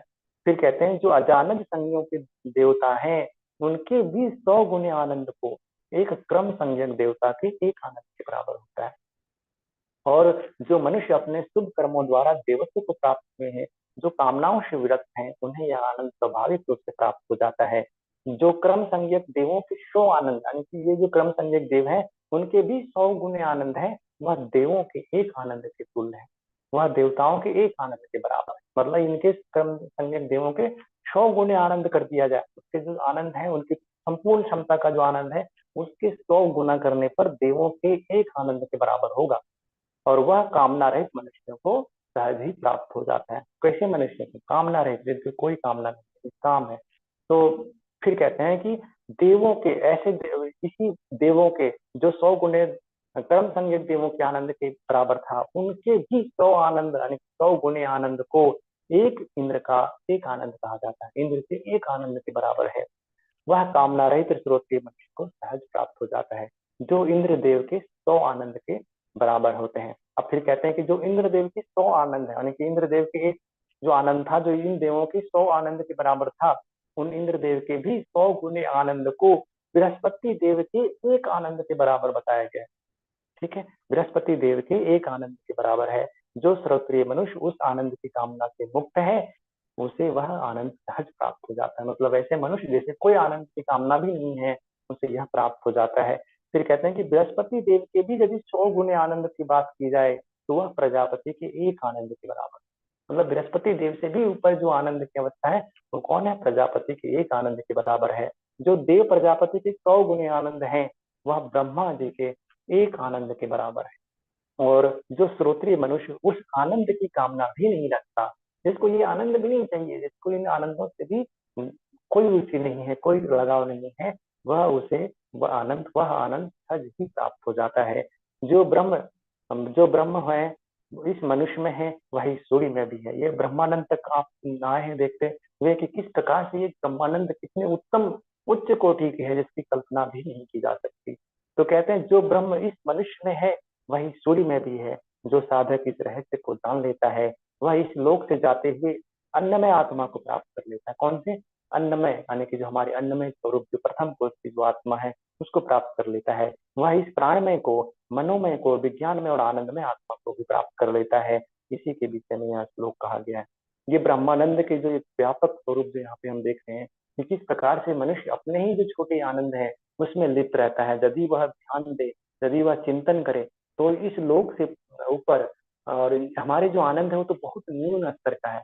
हमारे जितने पूरे जीवन का, जितने जैसे कहना संपूर्ण गुणों से युक्त, संपूर्ण क्षमताओं से युक्त, संपूर्ण सृष्टि का आनंद लेने के बाद भी जो आनंद होगा वो एक मनुष्य आनंद, एक मनुष्य की लेवल का आनंद है। और उस सैकड़ों मनुष्यों के आनंद के ऊपर जो है यदि हम देखते हैं तो गंधर्व का आनंद आता है। तो इस तरीके से ब्रह्मानंद की एक प्रकार से लेवल तक की सिक्वेंस बताया गया है। फिर यहाँ ध्यान देने योग्य बात है कि केवल पृथ्वी एवं संपत्ति के आधार पर आनंद की प्राप्ति संभव नहीं होती है। इसके लिए समग्र व्यक्तित्व की श्रेष्ठता चाहिए। और श्रेष्ठता के लिए हम अगले मंत्र में देखते हैं कि श्रेष्ठ से श्रेष्ठतर आनंद है, एक से बढ़कर एक आनंद के लेवल है।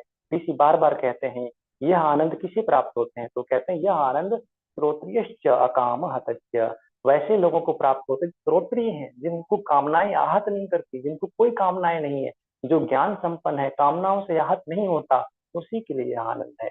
अज्ञानी जो लोग हैं वो झूठे सुखों के मोह में भटकते रहते हैं। ज्ञान से हीन मनुष्य हीन सुखों में भटकते रहते हैं, श्रेष्ठ आनंद तक पहुंचना ही नहीं चाहते। जैसे जब मुंह में छाले हो जाते हैं तो आहत जीव, जो जीव घायल होते हैं, तो वह किसी भी प्रकार के स्वादिष्ट भोजन के रस को अनुभव नहीं कर पाते हैं। उसी प्रकार कामनाओं से आहत मन, अंतःकरण श्रेष्ठ आनंद की अनुभूति नहीं कर पाता। फिर कहते हैं कि जिस ब्रह्मानंद की अनुभूति में मन के साथ वाणी असमर्थ रहती है, मन भी नहीं अनुभव कर पाता और वाणी भी नहीं अनुभव कर पाता है, उसका बोध करने वाला विद्वान कभी भयग्रस्त नहीं होता।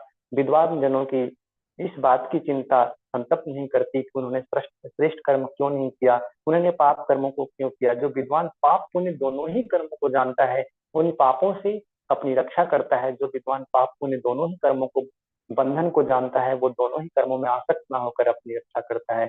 यह उपनिषद की वाणी है। मतलब इसलिए हमें दोनों ही कर्मों के बारे में जानना चाहिए। दोनों ही कर्मों के बारे में जो जानता है वो अपने आप को रक्षा करने का उपाय भी जानता है, फिर उन कर्मों की आसक्ति से नहीं बनता, यानी कि उससे मुक्त रहता है। अंतिम जो वल्ली है भृगु वल्ली, जो बहुत ही अब शॉर्ट है, इसमें हम देखते हैं कि इसमें महर्षि भृगु, इसमें बताया गया कि जो आनंद के बारे में पिछले जो वल्ली में हमने पढ़ा कि पंच कोश है हमारे, अन्नमय कोश, प्राणमय कोश, मनोमय कोश, विज्ञानमय कोश और आनंदमय कोश। तो उन कोशों की अनुभूति कैसे किया जाए, कैसे ऋषि ने अनुभव किया, तो उन्हीं के अनुभव परक इसमें हम देखते हैं कि भृगु जो है, भृगु वारिणी अपने पिता वरुण देव के पास गए, जिसके पास अपने पिता के पास गए और बोले, हे भगवान, मुझे ब्रह्म का उपदेश है, मुझे ब्रह्म के बारे में बताइए। देव वरुण ने उनसे कहा, अन्न, प्राण, चक्षु, श्रोत्र, मन और वाणी, ये सब ब्रह्म की प्राप्ति के साधन। ये सभी क्या है? ब्रह्म की प्राप्ति के साधन है। जो हमारा अन्न है, प्राण है, नेत्र है, श्रोत्र है, मन है, वाणी है, ये सब उन्हीं की प्राप्ति के साधन है। ये समस्त प्राणी जिससे उत्पन्न होते हैं, जिसके आश्रय से जीवन जीते हैं और अंत में इस लोक से पलायन कर जाते हैं, अर्थात जिसमें लय हो जाते हैं, उस ब्रह्म को तत्व से जानने की जिज्ञासा करो। उसको तत्व से मतलब वास्तविक रूप में जानने की जिज्ञासा करो, वही ब्रह्म है। इस प्रकार जानकर भृगु ऋषि तप करने गए और तप करने के बाद वो तप करने के लिए गए, क्योंकि यहाँ सूत्र दे दिया उन्होंने कि ये सारा चीज जिससे उत्पन्न होता है, जिससे ये सब नेत्र देख पाते हैं, नेत्र ही उनको जानने का साधन है, वाणी जानने का साधन है, और वह उसी ब्रह्म से उत्पन्न होता है, उसी के आश्रय में रहता है, उसी में लय हो जाता है। इसलिए तुम अब इसको तत्व से जानने की, वास्तविक रूप से जानने की जिज्ञासा करो। यह जान करके भृगु ऋषि तप करने को चले गए, तप के माध्यम से अनुभव करने के लिए गए। तप के बाद उन्हें बोध हुआ कि अन्न ही ब्रह्म है। उन्हें पहली बार ये बोध होता है कि वास्तव में अन्न ही ब्रह्म है। ब्रह्म, क्योंकि निश्चय ही सभी प्राणी अन्न से उत्पन्न होते हैं। किससे उत्पन्न होते हैं? अन्न से उत्पन्न होते हैं, और उसी अन्न से जीवित रहते हैं, और अंत में मृत्यु आने पर इसी लोक से पलायन करके अन्न में ही प्रविष्ट हो जाते हैं। ऐसा जान करके वो पुनः अपने पिता वरुण देव के पास आए, और उनके द्वारा पूर्ण समर्थन न मिलने पर, आने की जब वो पिता को बताए, पिता ने पूछा, हाँ बताओ तुम्हें क्या अनुभव हुआ? तो उन्होंने कहा कि मुझे अनुभव हुआ कि अन्न ही ब्रह्म है, अन्न में से ही हम उत्पन्न होते हैं, अन्न में ही पालन पोषण होता है, अन्न में ही लीन हो जाता है। तो भृगु ऋषि ने कहा, नहीं, यह पूर्ण रूप से तुमने सत्य को नहीं जाना। तो पुनः भृगु बोले, भृगु ऋषि जब संतुष्ट नहीं हुए, उनके पिता वरुण देव संतुष्ट नहीं हुए, वरुण संतुष्ट नहीं हुए, तो भृगु ऋषि बोले, भगवान तो ब्रह्म क्या है, ब्रह्म का बोध कराएं। उन्होंने कहा, तप से ब्रह्म को तत्वतः जानो, जाओ तप करो और फिर उसे ब्रह्म को तत्व से जानने की जिज्ञासा करो, तप ही ब्रह्म है। अतः भृगु ऋषि पुनः तप करने लगे। तप के अनंतर वो पुनः अनुभव करके वापस आए, और उन्हें बोध हुआ कि प्राण ही ब्रह्म। उन्होंने देखा कि अन्न तो ब्रह्म है, लेकिन उसके बाद प्राण ही वह तत्व है जो अन्न को भी चलाता है। प्राण ही है जिसके माध्यम से सभी प्राणी प्राण से ही उत्पन्न होते हैं, उत्पत्ति के बाद प्राण से ही जीवित रहते हैं, और अंत में इस लोक से पलायन करके प्राण ही प्रविष्ट हो जाते हैं। इस प्रकार जान करके वो पुनः अपने पिता वरुण देव के पास गए।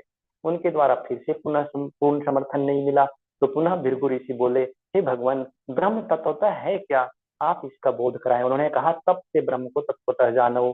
फिर वो तप ही ब्रह्म है ऐसा जानकर भृगु ऋषि तप करने लगे। फिर उन्होंने कहा, तप ही ब्रह्म है, तप से ही हम ब्रह्म को जान सकते हैं। तो फिर वो तप में लग गए, तप में लग गए, और फिर तप के बाद उन्होंने जाना कि वास्तव में मन से ही प्राणी उत्पन्न होते हैं। प्राणी किससे उत्पन्न होते हैं? मन से उत्पन्न होते हैं, और मन से ही जीवित रहते हैं, और अंत में इस लोक से पलायन करके मन में ही प्रविष्ट हो जाते हैं। ऐसा जान करके भृगु ऋषि पुनः अपने पिता वरुण देव के पास आए, और अपने ज्ञान का पूर्ण बोध समर्पण न मिलने पर फिर उन्होंने कहा, हे भगवान, यथार्थ में ब्रह्म है क्या, उसका बोध कराएं। देव वरुण ने कहा, तप से उस ब्रह्म को यथार्थ रूप से जानो, तप ही ब्रह्म है। भृगु ऋषि ना तप करने लगे, मतलब वो क्रमशः एक एक लेवल ऊपर चढ़ते जा रहे हैं, तप के माध्यम से ब्रह्म के निकटतम स्तर तक क्रमशः गति करते जा रहे हैं। पहले उन्होंने अन्न को ब्रह्म के रूप में अनुभव किया, फिर प्राण को ब्रह्म के रूप में अनुभव किया, फिर मनोमय को, मन को ब्रह्म के रूप में अनुभव किया, और फिर अभी तप करने के लिए जब वो जाते हैं, जब ऋषि उससे भी संतुष्ट नहीं होते, तो फिर से वो तप के लिए जाते हैं। तप के अनंतर उन्होंने जाना कि वास्तव में जो है विज्ञान से ही समस्त प्राणी उत्पन्न होते हैं, उत्पत्ति के बाद विज्ञान से ही जीवित रहते हैं, जीवन जीते हैं, और अंत में पलायन करने के बाद विज्ञान में प्रतिष्ठित हो जाता है। मतलब विज्ञान मतलब बुद्धि, एक प्रकार की प्रज्ञा, जो जो महत्व है, बुद्धि, ज्ञान विज्ञान जिसको हम कहते हैं ना, उसी प्रकार यह जानकर के पुनः अपने पिता के पास, वरुण देव के पास गए, उसके बोध का फिर से उन्हें पूर्ण समर्पण नहीं मिला। तो पुनः उन्होंने कहा, हे भगवान, यथार्थ में ब्रह्म क्या है, इसका बोध कराएं। देव वरुण ने कहा, तप से उस ब्रह्म को तत्वतः जानो, तप ही ब्रह्म है। भृगु ऋषि पुनः तप करने लगे। तप करने के बाद अनंतर पुनः वो उन्होंने जाना कि आनंद ही ब्रह्म है। वास्तव में आनंद से ही समस्त प्राणी उत्पन्न होते हैं, और उत्पत्ति के बाद आनंद से ही जीवन जीते हैं, और अंत में आनंद में ही प्रविष्ट होते हैं। इस प्रकार भृगु ऋषि ब्रह्म ज्ञान पूर्ण हुए, और भृगु ऋषि द्वारा अनुभूत तथा देव वरुण द्वारा वर्णित यह ब्रह्म विद्या परम व्योम अर्थात व्यापक जो परमाकाश है, आकाश में प्रतिष्ठित है। इस प्रकार जो साधक ब्रह्म के आनंद स्वरूप को जानता है, वह प्रचुर अन्न, पाचन शक्ति, प्रजा, पशु, ब्रह्म वर्चस्व तथा महान गुणों से युक्त एक प्रकार से महान कीर्ति से संपन्न होकर के महान हो जाता है। तो ऋषि स्पष्ट करते हैं कि जो श्रेष्ठतम विद्या है वो ब्रह्म विद्या किसी व्यक्ति विषय के आश्रय में नहीं होता, वह परम में स्थित है, वो परम आकाश में स्थित है। कोई भी व्यक्ति उस परम ज्ञान को ब्रह्म विद्या को प्राप्त कर सकता है, क्योंकि वो कोई वस्तु नहीं है जो किसी की तिजोरी में बंद हो। भृगु की तरह कोई भी साधक अपनी अनुभूति सामर्थ्य को तप द्वारा प्रखर परिष्कृत बना करके उसका बोध प्राप्त कर सकता है। फिर कहते हैं कि अन्न की निंदा ना करें। अंतिम में ऋषि कहते हैं, क्योंकि सब ब्रह्म के अनुभव कर लिया उन्होंने, तो कहते हैं कि अन्न की निंदा ना करें, यह वह व्रत है, प्राण ही अन्न है, शरीर उस अन्न का भक्षण करने वाला है, शरीर प्राण के आश्रय में स्थित रहता है, प्राण शरीर के आश्रय में स्थित रहता है। इस प्रकार अन्न में ही अन्न प्रतिष्ठित होता है। अन्न से शरीर बना है, और शरीर अन्न के माध्यम से संचालित होता है। तो एक प्रकार से अन्न भी उसी शरीर में जो कि अन्न से ही बना है उसी में प्रतिष्ठित होता है। तो मतलब यह है कि अन्न ही अन्न में प्रतिष्ठित रहता है। जो साधक इस रहस्य को जानता है उसी में प्रतिष्ठित हो जाता है। वह साधक अन्न पाचन शक्ति, प्रजा, पशु, ब्रह्मवर्चस्व तथा महान कीर्ति से संपन्न होकर के महान हो जाता है। फिर कहते हैं कि अन्न का कभी तिरस्कार ना करें, वह व्रत है, जल ही अन्न है। तेजस अन्न का भोग करने वाला, जल में तेजस स्थित है और तेजस में जल स्थित है। इस प्रकार अन्न में ही अन्न प्रतिष्ठित है। जो साधक अन्न से अन्न में प्रतिष्ठित है, इस रहस्य को जान लेता है, वो अन्न रूपी ब्रह्मा में अधिष्ठित होता है। वह अन्नादि साधन, पाचन शक्ति, संतान, पशु, ब्रह्मवर्चस्व प्रकृति से संबंध हो जाता है। यहाँ पर जो तेजस शब्द है उसकी अनुभूति हम सहज कर सकते हैं। जैसे कि कहते हैं ना कि मोती या किसी अन्य चमत्कार वस्तु की चमक घट गई, तो हम कहते हैं कि उसका पानी उतर गया, यानी कि उसके ऊपर जो तेज था वो कम हो गया, उसकी आय यानी कि उसकी गुण में, क्वालिटी में कमी हो गई। तो यहाँ पर जो शब्द हैं वो आप शब्द हैं जो कि संस्कृत के अपर से प्रवृत्त होते हैं, इसका मतलब जल या फिर उसका तेज होते हैं। फिर कहते हैं कि नवम अनुपात में कि अन्न को बढ़ाएं। अन्न को पहले तो बर्बाद करने से मना करते हैं कि अन्न को बर्बाद मत करो क्योंकि वही ब्रह्म है। फिर कहते हैं कि अन्न को बढ़ाएं, वह एक व्रत है। पृथ्वी ही अन्न है, आकाश पार्थिव अत्र का अन्न का आधार है। आकाश जो है वो पार्थिव अन्न का आधार रूप होने से वह भोगता है। पृथ्वी में आकाश स्थित है और आकाश में पृथ्वी अधिष्ठित है। ये बहुत ही गूढ़ तरीके से एक तरह से समझा रहे हैं कि पृथ्वी जो उसमें आकाश स्थित होता है, आकाश मतलब खाली स्थान।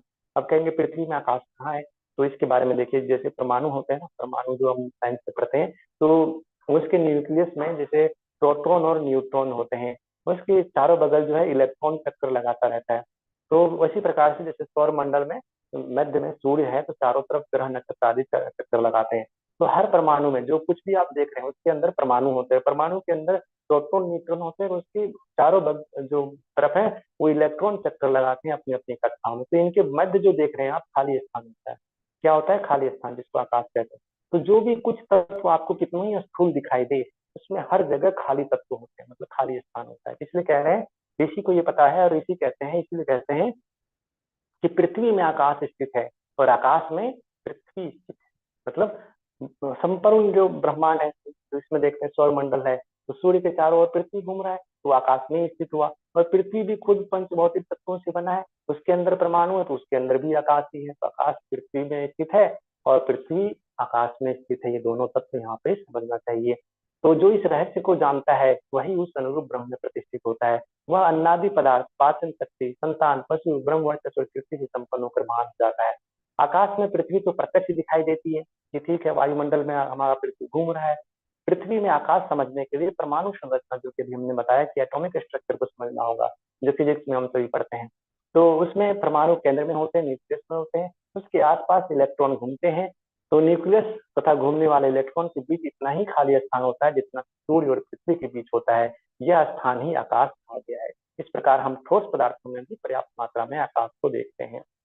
अंतिम में ये 10वें अनुवाक में कहते हैं कि घर में इनके आए हुए अतिथि को तिरस्कृत न करें। यह एक व्रत है। जिस प्रकार बने हुए बहुत सारा अन्न, जो जिस प्रकार बने हुए बहुत सा अन्न प्राप्त करें, इसका सर्वदा अतिथि सेवन से तत्पर रहें। यदि उसे अधिक आदर और प्रेम से भोजन न कराएं तो स्वयं को अधिक आदर सहित अन्न मिलता है। मतलब जिस प्रकार से हम जितना आदर से उसे प्रेम भोजन कराते हैं, तो वो हमें वैसा ही आदर पूर्वक अन्न मिलता है। तो इसलिए कहते हैं जितना हम उसे अधिक आदर से प्रेम से भोजन कराएंगे, तो वैसे ही हमें भी मिलेगा। जो मध्यम श्रेणी से आदर और प्रेम से भोजन कराते हैं, तो उसे मध्यम श्रेणी से आदर और प्रेम से भोजन मिलता है, अन्न प्राप्त होता है। जो निम्न श्रेणी और प्रेम से भोजन कराते हैं, उसे निम्न श्रेणी के आदर सहित अन्न प्राप्त होता है। जो इस सत्य को जानता है वह अतिथि का उत्तम आदर करता है। मतलब हम जैसा करते हैं वैसा ही हमें मिलता है। परमात्मा वाणी में रक्षक शक्ति के रूप में होता है। हमारी जो वाणी क्षमता है उसमें परमात्मा रक्षक शक्ति के रूप में होता है। प्राण और अपान में प्रदाता और रक्षक दोनों सामर्थ्य होता है। हाथों में कर्म करने की शक्ति, पैरों में गति सामर्थ्य, गुद्दा में विसर्जन शक्ति होती है। उस ब्रह्म की मानुषी सत्ता का ये वर्णन है। अब उसकी देवी सत्ता का वर्णन करते हैं। वह जो वृष्टि में वह एक तरह से देखा जाए तो वृष्टि में तृप्ति है, जो वर्षा होती है उससे तृप्ति होती है। बिजली में शक्ति है, पशुओं में यश, ग्रह नक्षत्रों में ज्योति, उपस्थ में प्रजनन क्षमता, वीर में आनंद रूप में समर्थित होते हैं। यानी कि जो उपस्थ में तीन चीजें होती है, प्रजनन क्षमता, वीर और आनंद के रूप में प्रतिष्ठित होती हैं। वह आकाश में जो होता है, एक प्रकार से देखा जाए तो आकाश में व्यापक विश्व के रूप में, प्रत्यक्ष जगत के रूप में स्थित होता है। आकाश तत्व में जो खाली स्थान जो देखते हैं, जो व्यापक विश्व के रूप में प्रत्यक्ष रूप से स्थित होता है। वह परमात्मा सबका आधार रूप है। ऐसा मानकर उपासना करने वाला सबको आधार देने वाला बन जाता है। परमात्मा के जो जिन जिन स्वरूपों को जानता है, वो उन्हीं उन्हीं गुणों से युक्त हो जाता है। वह आधार स्वरूप है, जो ऐसा जानेगा वो आधार रूप वाला हो जाएगा और सबसे महान है ऐसा मान करके उपासना करने वाला महान बन जाता है। वह मन है ऐसा जान करके जो उपासना करता है वो मननशील होता है और मनन योग हो जाता है, नमन योग हो जाता है। ऐसा मानने वाले उपासक के लिए संपूर्ण कामनाएं उनके सामने नष्ट हो जाती है। वह ब्रह्म है ऐसा मानकर उपासना करने वाला ब्रह्म ही हो जाता है, ब्रह्ममय हो जाता है। यह परिमर यानी कि जिसमें विद्युत, पृथ्वी, चंद्रमा, आदित्य, अग्नि, पांच देवता मृत्यु यश को प्राप्त होते हैं, उसे परिमर परिमर कहते हैं। तो आकाश मृत्यु नियामक देव है ऐसा मानकर उपासना करने वाले विद्वेषी शत्रु समाप्त हो जाते हैं। मतलब उनके कोई भी विद्वेषी शत्रु नहीं रहते, क्योंकि वो उसी भाव से उनकी उपासना करते हैं। उसका अप्रिय कहने वाले बंधु भी नष्ट हो जाते हैं। जो मनुष्य जो इस मनुष्य में है वही सूर्य में है। जो साधक इस प्रकार दोनों को एकत्व को जानता है कि दोनों एक तत्व है, वह इस लोक से पलायन करके अन्नमय आत्मा को प्राप्त हो जाता है। वह पुनः प्राणमय आत्मा को प्राप्त होता है, वह पुनः मनोमय आत्मा को प्राप्त होता है, फिर विज्ञान में आत्मा को प्राप्त होता है और पुनः वह आनंदमय आत्मा को प्राप्त हो जाता है। क्योंकि वह जान लेता है कि मनुष्य जो इस शरीर में जो आत्मा है वही सूर्य में भी है, दोनों एक ही है। तो इसलिए क्रमशः अपने सभी कोषों को जानता हुआ आगे बढ़ जाता है। आनंद में आत्मा को प्राप्त होकर के वह इच्छित भोग रूप भोग को प्राप्त करने वाला हो जाता है। फिर साम गान करता हुआ समस्त लोगों को वितरण करता है, मतलब उन चीजों को प्राप्त कर लेता है। फिर इसे कहते हैं कि आश्चर्य, आश्चर्य, आश्चर्य। यह बड़ा आश्चर्य है, अद्भुत है कि मैं यानी कि आत्म तत्व ही अन्न हूँ, मैं ही क्या हूँ, अन्न हूँ। और आश्चर्य है कि यह आत्मा अर्थात मैं ही अन्न का उपभोग करने वाला हूँ। मतलब मैं ही अन्न हूँ और मैं ही अन्न का भोग करने वाला हूँ। आश्चर्य है कि मैं आत्मा ही इसका संयोजक हूँ, मतलब इसको संयोजित करने वाला हूँ। मैं ही शोकृत अर्थात मंत्र दृष्टा हूँ और मैं ही शोकृत हूँ। मैं इस प्रत्यक्ष जगत का जो सत्य रूप जगत है उसका प्रथम उत्पत्ति करता हिरण्य गर्भ आदि अमर देवों के भी पूर्व स्थित अमरत्व का केंद्र हूँ।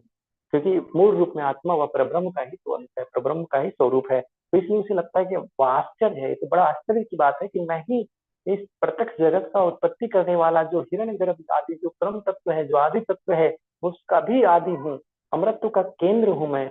जो मुझे देता है वह देकर मेरी रक्षा करता है। मैं अन्न रूप होकर के अन्न का भक्षण भी करता हूँ। मैं अन्न हूँ, मैं मतलब वह जो ब्रह्म स्वरूप आत्मा मैं अन्न हूँ और अन्न का भोजन भी करता हूँ दूसरे रूपों में। जैसे अन्न तो मैं ही हूँ, फिर अन्न को मैं उत्पादित करके फिर उसका ग्रहण भी करता हूँ।